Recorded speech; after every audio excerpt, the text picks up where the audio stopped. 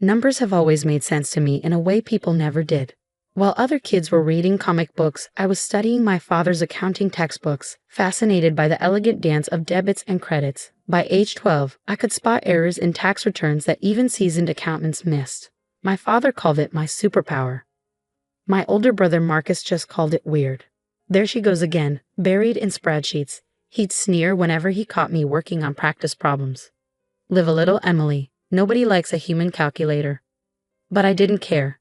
Numbers were honest in a way humans weren't. They didn't play favorites or hide their true intentions behind fake smiles. 2 plus 2 would always equal 4, no matter how much you wished it didn't. That dedication led me to become a forensic accountant, specializing in fraud investigation. While Marcus followed in our father's footsteps, taking over his successful construction company and expanding it into a multi-million-dollar enterprise, I built my reputation methodically, one case at a time.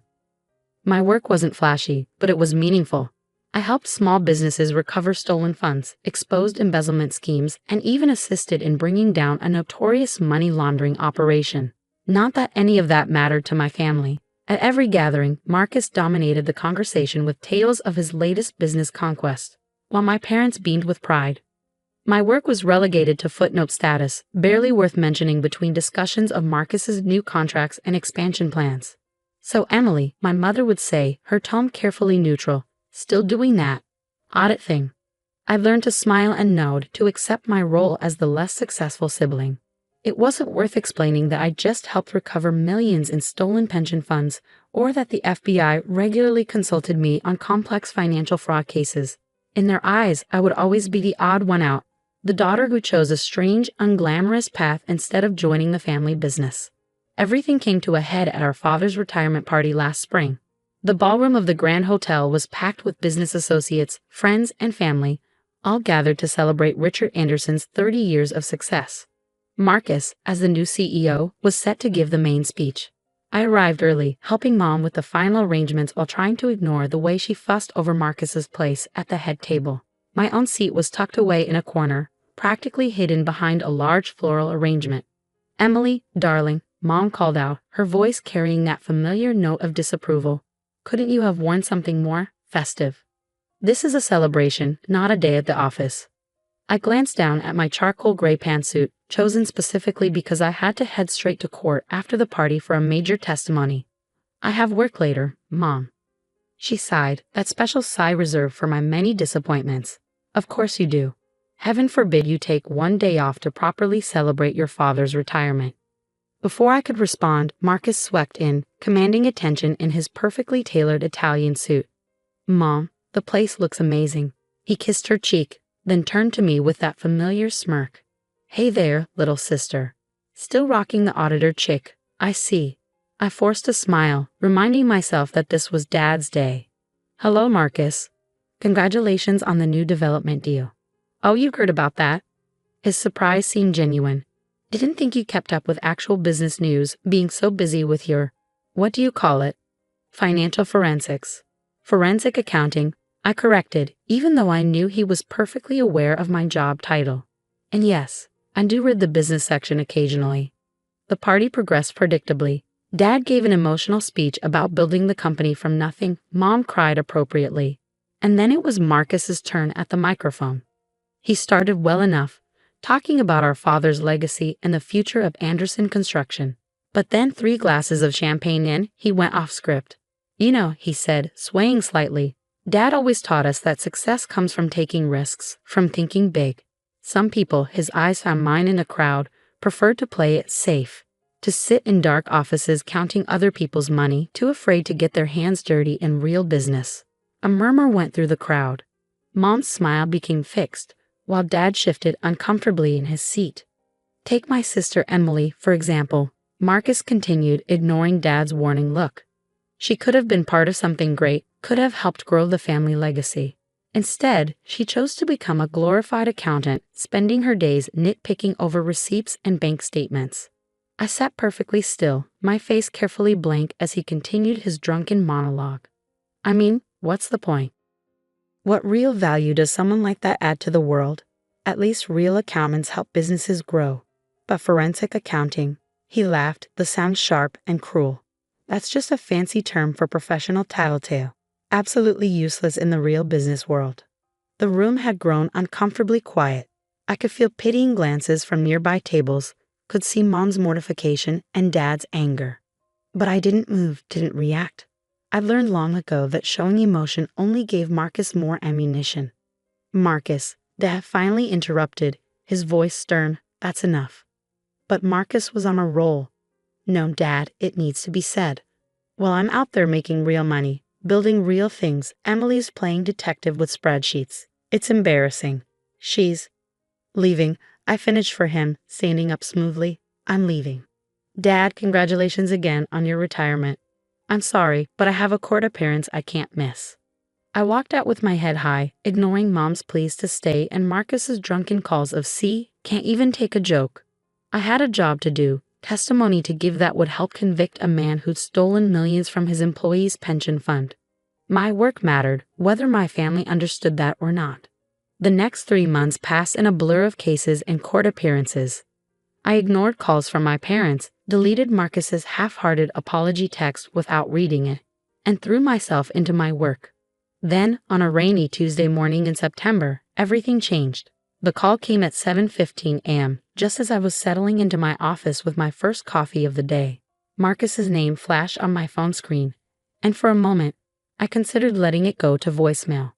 But something, instinct, maybe, or just years of ingrained big sister obligation, made me answer. Emily? His voice was rough, desperate in a way I'd never heard before. I need your help. The company, there's something wrong. Very wrong. I leaned back in my chair, fighting the urge to remind him how useless my skills were supposed to be. What kind of wrong? Numbers aren't adding up. Money missing. Lots of it. Millions, Navy. I can't. He took a shaky breath. Please, Em. I know I don't deserve your help, but this isn't just about me. Dad's retirement fund is tied up in the company. If something's happened, I closed my eyes, already knowing I wouldn't refuse. Not with Dad's future at stake. Send me everything you have. Bank statements, transaction records, vendor contracts. Everything from the last 2 years at least. Thank you, he whispered, sounding close to tears.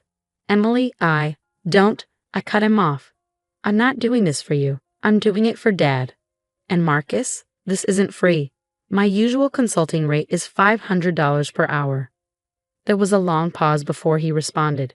That's fair. More than fair, considering. I'll clear my schedule for the next few days. Have the documents delivered to my office by noon. I hung up before he could say more, already mentally preparing for what promised to be an intense investigation. Little did I know, I was about to uncover something far bigger and more personal than either of us expected. The documents arrived at exactly 11:58 a.m., 14 boxes of financial records, contracts, and internal memos. Marcus always did have a flair for dramatic timing. I cleared my conference room, ordered lunch, and settled in for what I knew would be a long day. By midnight, I had my first suspicions. By the end of the week, I had proof. And what I found made my blood run cold. The fraud wasn't just extensive, it was elegant. Someone had constructed an intricate web of fake vendors, inflated invoices, and ghost employees, all designed to siphon money from the company so smoothly that even an experienced businessman like Marcus hadn't noticed. But what really caught my attention were the timestamps. This scheme hadn't started 3 months ago or even 6 months ago. It had started exactly 1 year before Dad's retirement. I was staring at a particularly suspicious series of transactions when my office door burst open. Marcus stood there, looking like he hadn't slept in days, his usually immaculate suit wrinkled and loose at the collar. Well? He demanded, dropping into the chair across from me. It's been 5 days, Emily. Tell me you found something. I studied my brother's face carefully. I found a lot of things, Marcus. The question is, how much do you really want to know? He ran a hand through his disheveled hair. What's that supposed to mean? I want to know everything. This is my company we're talking about. Dad's company, I corrected quietly, watching his reaction. At least it was until last year. Something flickered across his face. Guilt? Fear? Before he masked it. Find Dad's company that he'd entrusted to me. Just tell me what you found. I pulled out my tablet and pulled up a spreadsheet. In the past 18 months, approximately $4.3 million has been diverted from Anderson Construction through a sophisticated network of shell companies and fraudulent invoices. Marcus went pale. 4.3 million? That's impossible. How did I not see this? Because it was designed not to be seen, I explained, turning the tablet to show him. Look at these vendor names: Summit Development Solutions, Progressive Building Materials, Elite Construction Resources. They all sound legitimate, don't they? All registered as corporations, all with professional websites and business addresses. He nodded slowly. I recognize some of those names. We've been doing business with them since exactly 1 year before Dad's retirement. I finished. Interesting timing, don't you think? Marcus shifted in his chair. What are you implying? I'm not implying anything yet. I'm stating facts. Fact 1. These companies exist only on paper. Their business addresses are vacant lots or non-existent buildings. Fact 2. All payments to these companies are processed through a complex chain of bank accounts before ultimately ending up in an offshore account in the Cayman Islands. I pulled up another document. Fact 3. The authorization for these vendors came from the CEO's office. Your office, Marcus. He jumped up, face flushed. Now wait just a minute. Are you accusing me of stealing from my own company? No, I said calmly. I'm telling you that someone with high-level access to Anderson Construction has been systematically draining it dry. Someone who knew exactly when Dad was planning to retire. Someone who had the authority to approve new vendors without question. Marcus collapsed back into his chair. This is insane. I wouldn't. There's more, I continued, pulling out a thick stack of papers. Remember Jennifer Chen? His face went blank. Who? Your chief financial officer. The one you hired right after Dad announced his retirement plans. The one whose references were impeccable, whose credentials were stellar, and who, as it turns out, doesn't actually exist. What? Jennifer Chen is a ghost, Marcus. Her credentials are forgeries, her references lead to burner phones, and her social security number belongs to a woman who died in 1984. But she had full access to the company's finances, didn't she? Could approve vendors, process payments, move money between accounts. Marcus was shaking now, his face ashen. Stop. Please, just stop. I need to explain. I sat back, folding my hands on the desk. Yes, I think you do.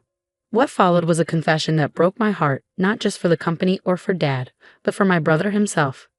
It started small, he whispered, staring at his hands. Just a few thousand here and there. The company was doing well, and I had debts. Gambling debts. I told myself I'd pay it back before anyone noticed. But the debts got bigger, I guessed. He nodded miserably.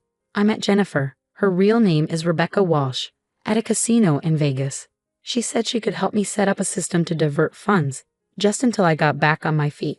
But then she started blackmailing me, threatening to expose everything if I didn't let her take more. And he let her, I said, my voice hard. You let her steal from Dad's company, from his retirement fund, to cover up your own crimes. Tears were running down his face now. I didn't know what else to do. If this got out, it would kill Dad. The shame, the scandal. I thought I could fix it before anyone found out. I pulled out my phone and pressed play on a recording.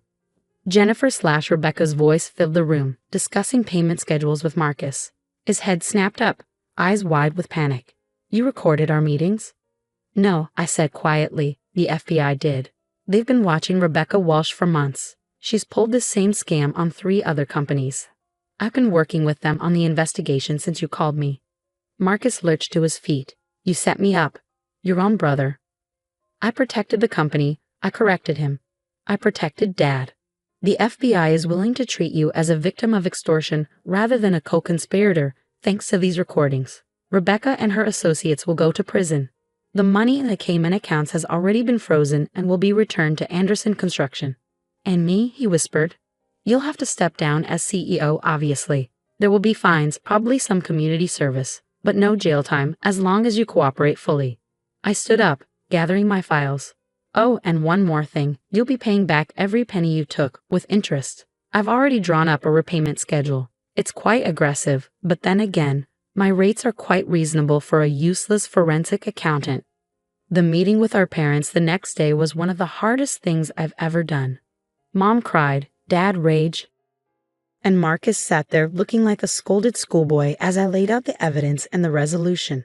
But when I finished explaining how I'd worked with the FBI to save both the company and Marcus from complete destruction, Dad did something he'd never done before. He stood up, walked around the table, and hugged me tight. My brilliant girl, he whispered, his voice thick with emotion. I am so proud of you. That was 6 months ago. Anderson Construction is back on solid ground now, with Dad temporarily out of retirement to help right the ship while Marcus gets the help he needs for his gambling addiction. Mom still occasionally sighs about the scandal, but even she has started bragging to her friends about her daughter, the financial crime fighter. As for Marcus, he's different now. Humbled, certainly, but also more genuine. Last week, he stopped by my office with coffee and an actual heartfelt apology. I was jealous, he admitted, staring into his cup. You always made everything look so easy, so clean. Numbers, patterns, problems, you just saw them differently. I wanted to be that sure of myself, that confident in my abilities. Instead, I tried to tear you down to make myself feel bigger.